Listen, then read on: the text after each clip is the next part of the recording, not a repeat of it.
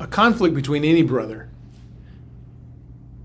the idea is to get both parties together and listen to both sides, and each person have an opportunity to speak what they mean.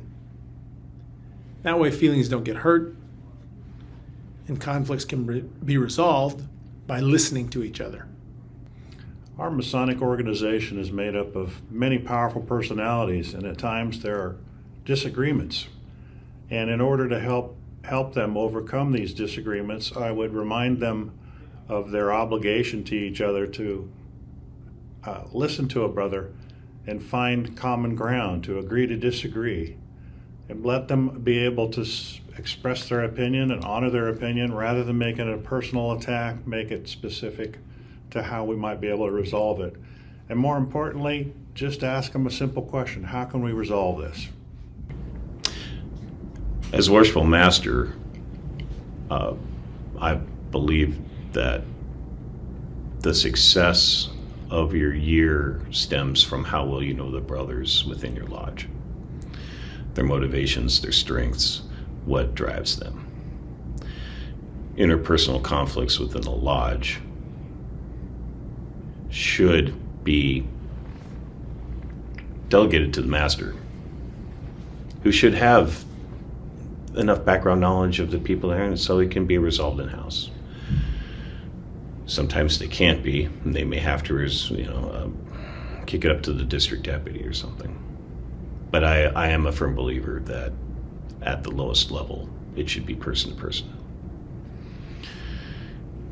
The situations that I faced when I was district deputy were mostly COVID related. Each lodge was holding its own Zoom meetings, but they couldn't meet in public. And think of a person's conditioning after a year of that, where I'm able to meet some people online, and it comes to a point where I get so used to doing that coming back to having to meet people in person, it's almost a paradigm shift.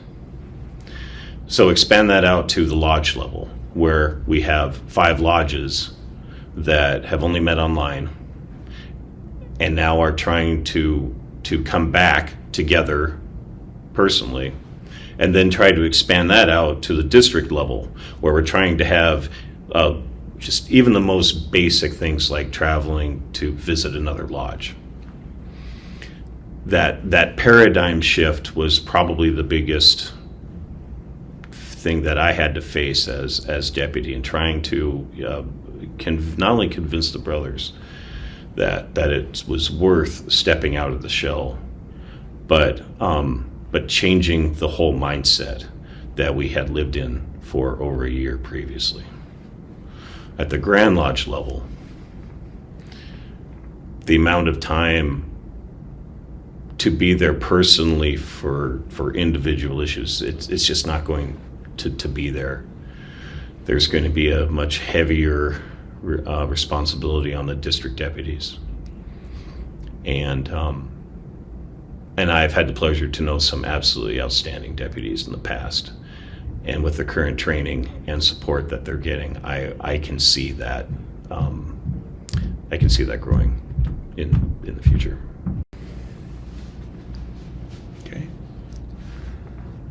I think we observe the Masonic tenets of brotherly love, relief, and truth. I also think that silence and circumspection, the Book of Constitutions guarded by the Tyler Sword, is really, really important.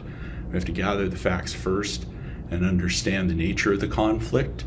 It could be the reports from the deputies, it could be the reports from the individual members who are making the grievance, to find out what the root of the issue is, and to do, in business we use root cause analyses and ask the 5 whys and do some other questioning to figure out what's the source of the problem.